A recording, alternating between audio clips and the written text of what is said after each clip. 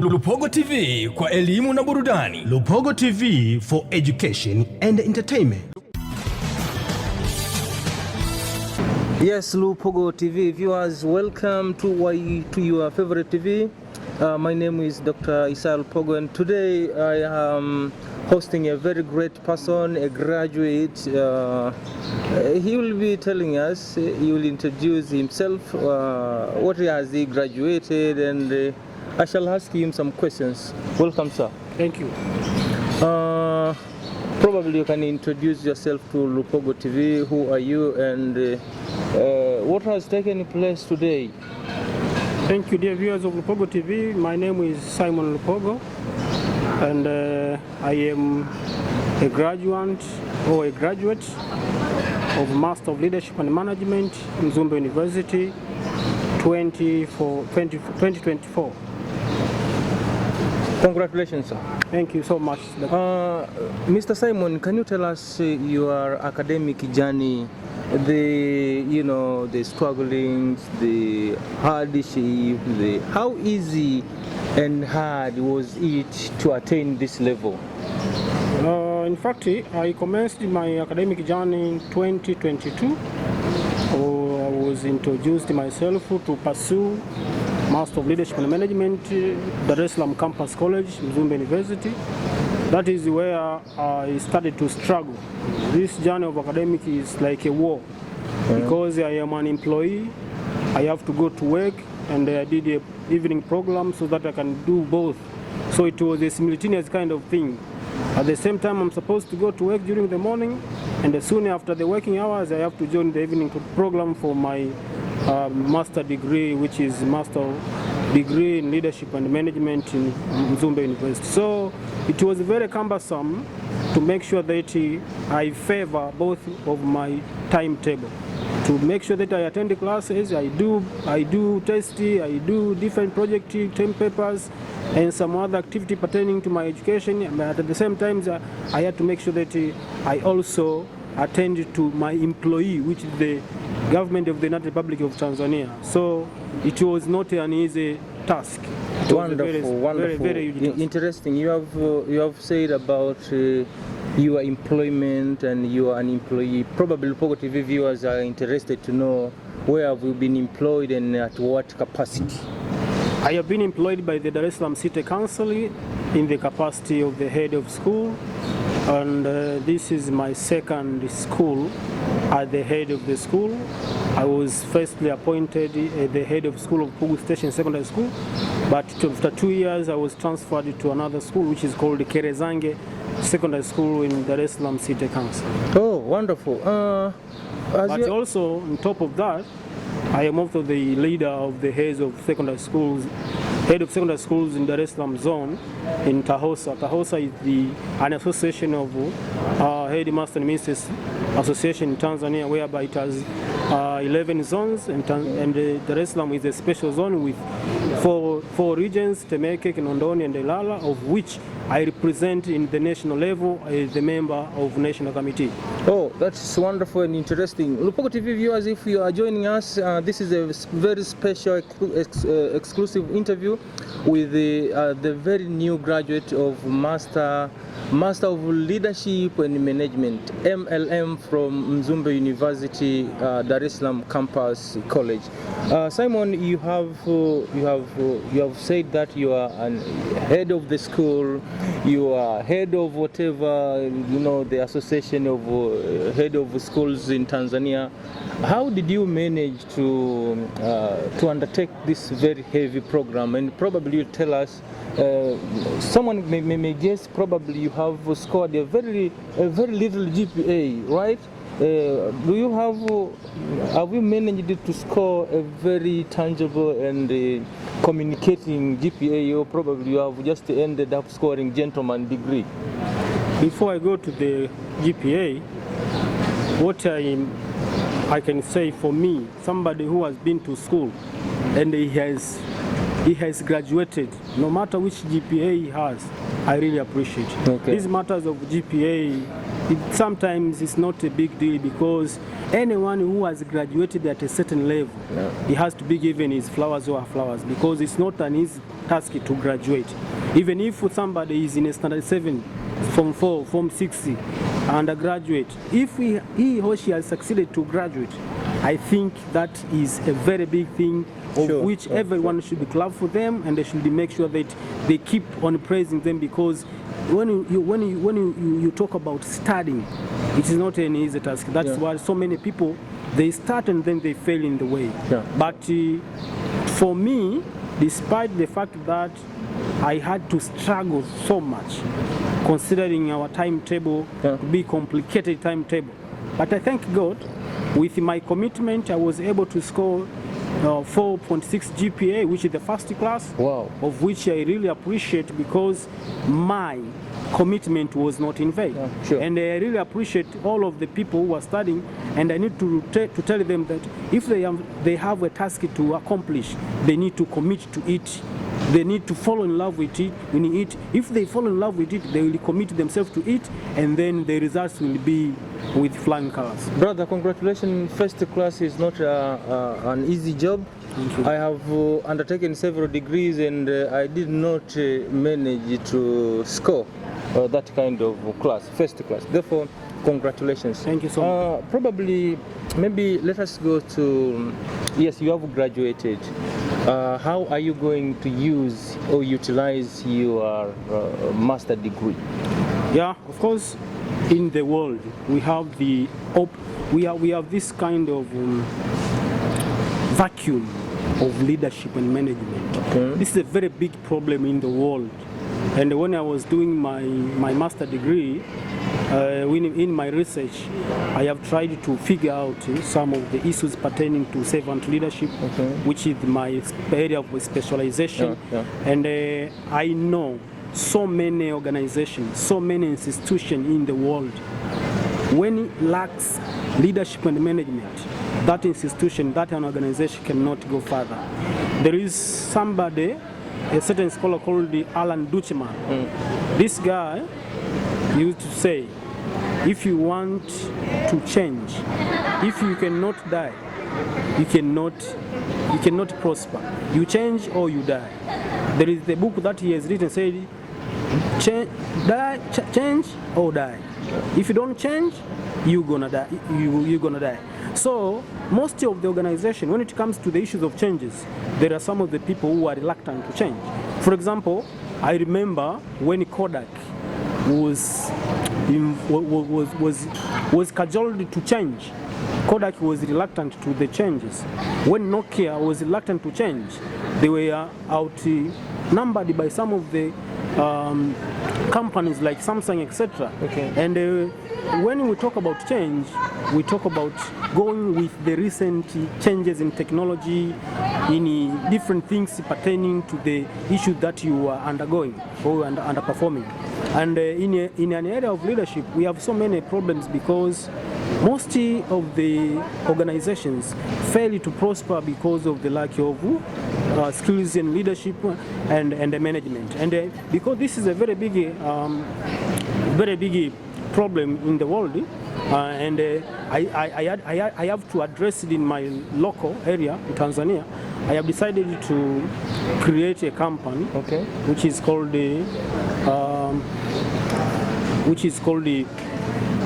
this company is dealing with leadership solution. Leadership solution, which means we need to address some of the issues pertaining to the leadership in different institutions and organizations. Full leadership solution. So this full leadership solution is addressing so many issues pertaining to the leadership. For example, in different areas where people are employed.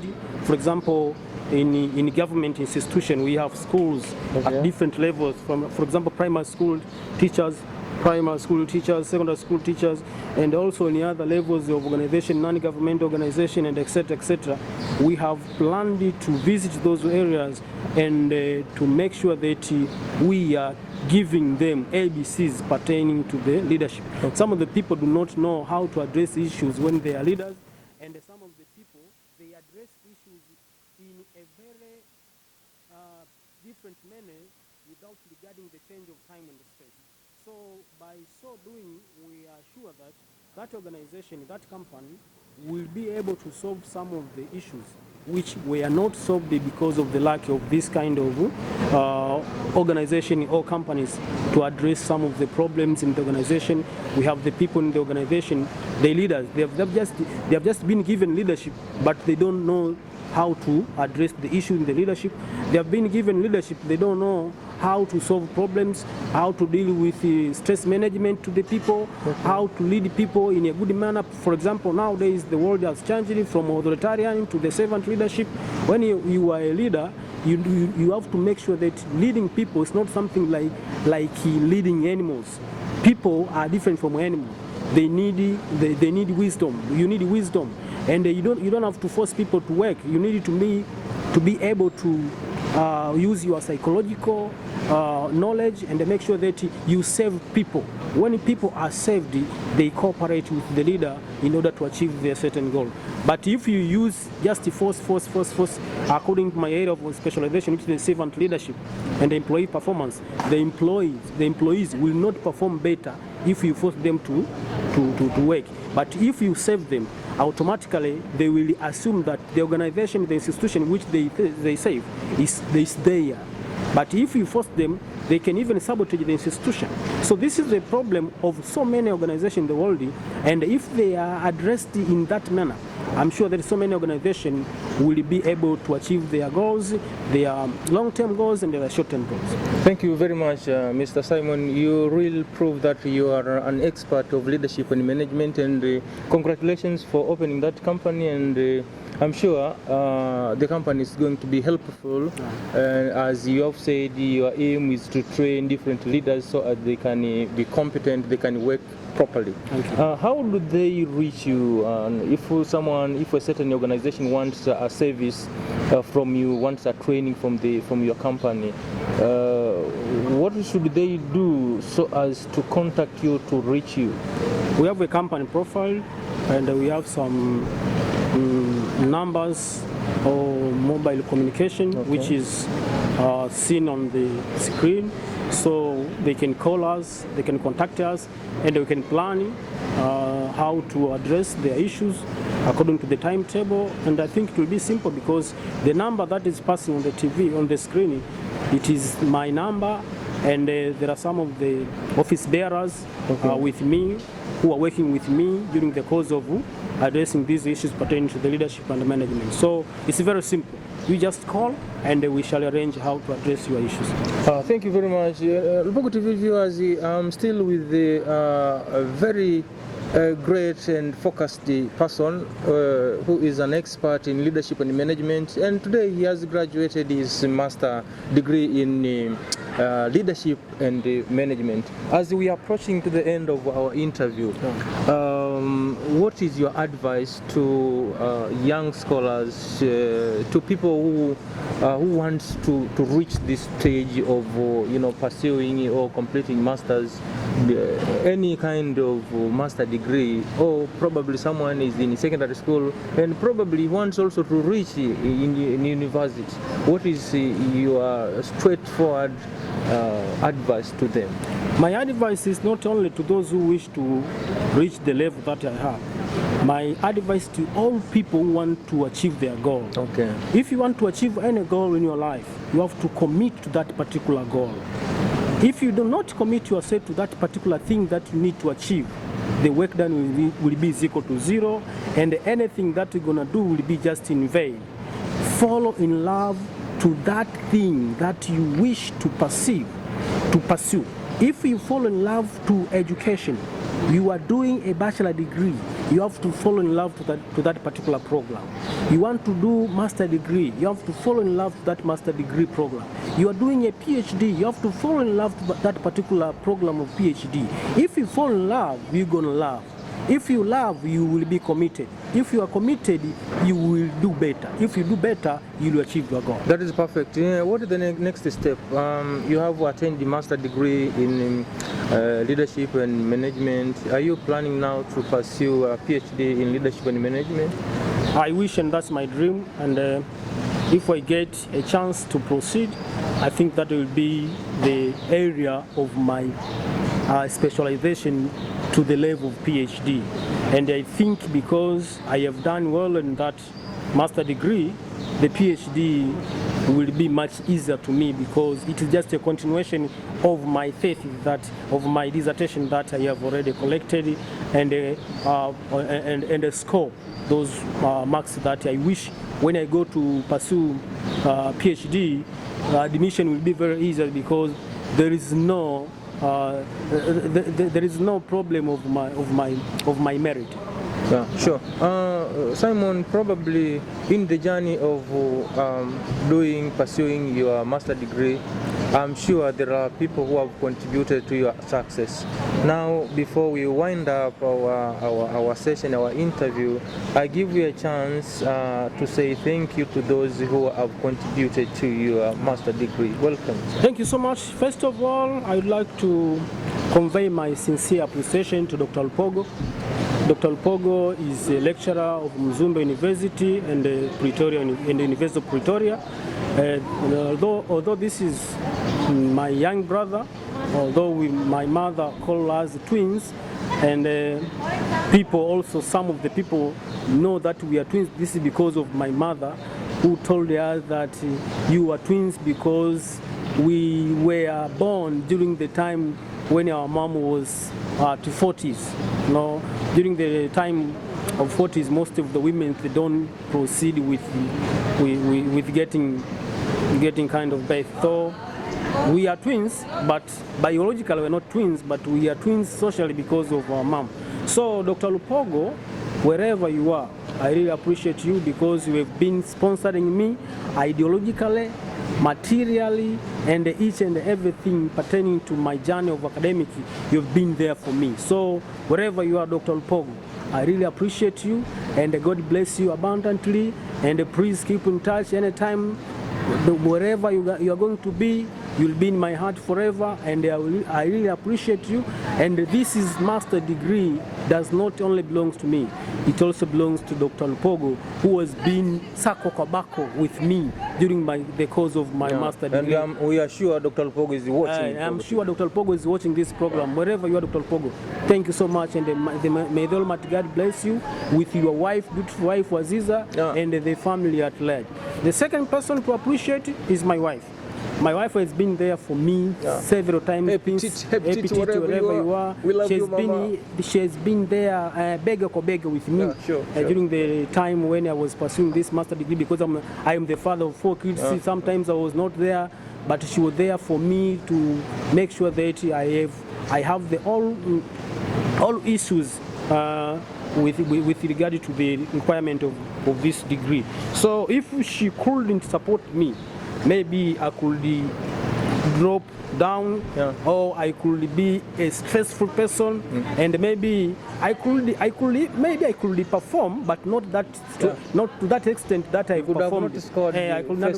So my beautiful wife, my soulmate, my heartbeat, wherever you are, take your flowers out of your concern. You are not here today, but wherever you are, because you're watching this program, I really appreciate you and I love you so much. Please, thank you very much.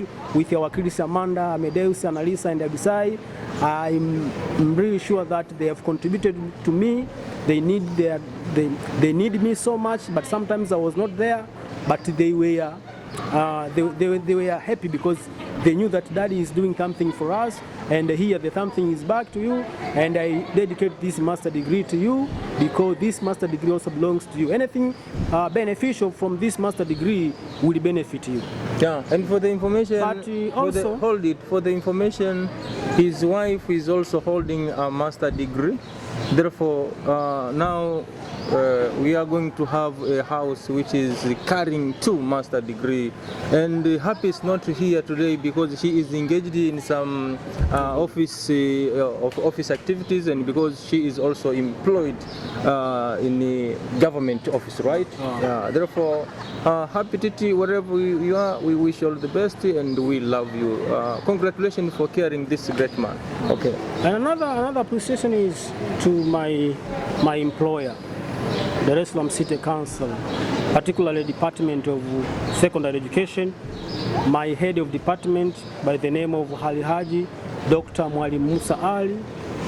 Wherever you are, Dr. Musa Ali, I really appreciate your paramount and flamboyant contribution that you did to me.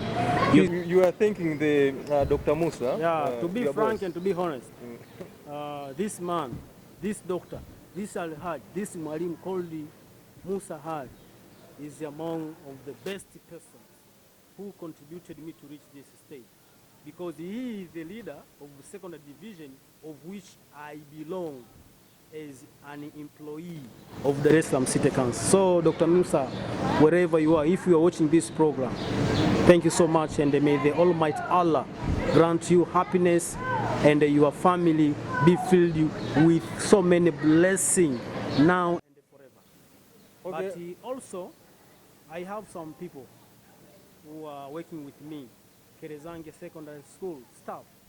I know I've been there and I'm still there. I really appreciate you for your support. I have been there because if you were reluctant to work, you could stress me and maybe I couldn't reach this stage. But when I was doing some of the activities pertaining to leadership, you were able to receive my orders and you were able to fulfill your responsibility, something which did not stress me. And because I was not stressed, I was able to concentrate on my studies.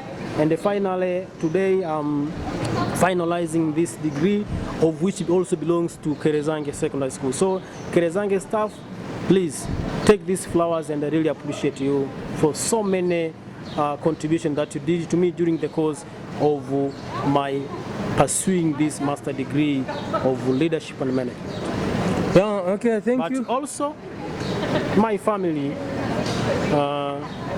my brothers, my sisters, my niece, and there's so many people from the Lupogo clan. I really appreciate you. My first brother called Damas Lupogo, second brother called Jacob Lupogo, the third one called Lucas Lupogo. I have also David Lupogo, my sister Luanda called Teofoda. I have my brother China Lupogo. I have my sister who is called Cecilia Lupogo. My sister also Ngina or Faida Lupogo. My brother Stanley Lupogo. My young brother Isaiah Lupogo, and their families. Please take flowers, and I really appreciate it. Yeah, I was just wondering if you could manage to thank all people. You cannot finish. By the way, today you are overwhelmed, you are over happy. See, but I think I have to give you a chance to thank your supervisor, Dr. Malipula, because he is one of the very important persons. This doctor is a special person. Yeah. And that's why when I was trying to express all of those appreciations, I was trying to look some of the words which I can use to make sure that when this man is going to get this information, will be excited. For sure, I have tried to look those words, but I have found none, because the way this man was trying to mentor me, Dr. Malipula, I used to call him professor, because the way... And by the way, he is about to be the professor. The way Dr. Malipula... He is a senior lecturer, though you term him as a doctor, but he is a senior lecturer. Yeah. Therefore, from senior lecturer, he is going to be a professor soon. Yeah.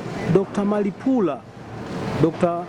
Mrisho Malipula Mbegu, this doctor, whom I call him professor, he was like a parent to me, because the journey of academic, without him, I'm sure I couldn't reach this kind of stage that I have.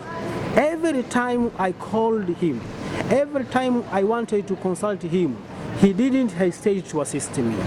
From the time I was in the coursework time, because he has taught me 2 semesters, the first semester and the second semester, he was so cooperative.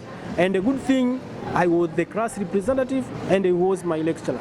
So the nibbling relationship between me and him also produced a very good kind of chemistry, of which between me and him, everyone was supposed to make sure that he is doing what he is supposed to do. As a student, I did what he was telling me to do, and as a lecturer, everything that I wanted from him, I was given at a very right time. And the way this man is using his voice, I'm sure the servant leadership of which I have graduated at the area of my specialization, this man or this doctor is a guru of that area, because you know, when you serve, there is also something which is called the communication skills. The communication skills of Dr. Malipula is splendid, is unspeakable, and from the bottom of my entire heart, I cannot pay you back anything that can replace what you gave me during the course of my pursuing master degree in leadership and management. Wherever you are, Dr. Malipula, with your family, I really appreciate and I salute it to you. And please continue to be the way you are, because the thing that also I really appreciate, when you was supervising me, you became also the HOD. So you are my HOD. At the same time, you was my lecturer, but also you were my supervisor. So it was a lucky thing, because when you were supervised by the leader of the department, it is also something which is lucky. So I was a lucky student, because somebody who supervised me was somebody who was demanded by so many, if not all, students who are pursuing master degree in leadership and management. You have something to express myself, because I know if you are human, you cannot do without God. All of those stuffs that I have spoken, all of the issues that I have addressed, but I cannot say that it was due to my effort or due to the effort of those people that I've mentioned. Those people whom I have mentioned were used by the Almighty God to assist me, because without the Almighty God, there could be no person who could assist me. Any person who have assisted me, he was used by the Almighty God to assist me.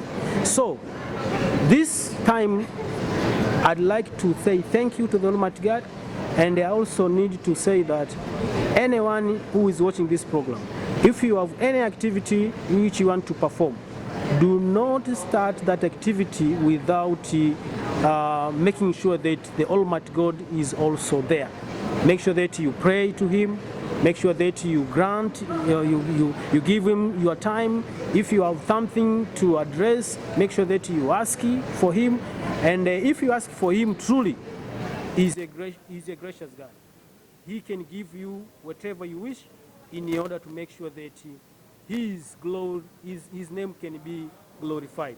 And I'm sure this master degree that I have obtained today is for the glorification of the Almighty God, today, tomorrow, and forever. Thank you, the Almighty God, and I am humbled, and I ask the Almighty God to make sure that anytime I use this master degree, I use for the development of the people, as the motto of Mzumbe says, tujifunze kwa maendeleo ya watu. Thank you very much. And when God says yes, no one can say no. Sure. And this is what has happened to my brother Simon. Yeah. God said yes, you can attain master degree, and today he has attained. Lupogo TV viewers, I respect your time. Thank you very much for being with us. This marks the end of our very exclusive interview with my brother who has attained the master degree in leadership and management. May God bless you. Bye bye, Lupogo TV viewers. Thank you. Lupogo TV kwa elimu na burudani. Lupogo TV for education and entertainment.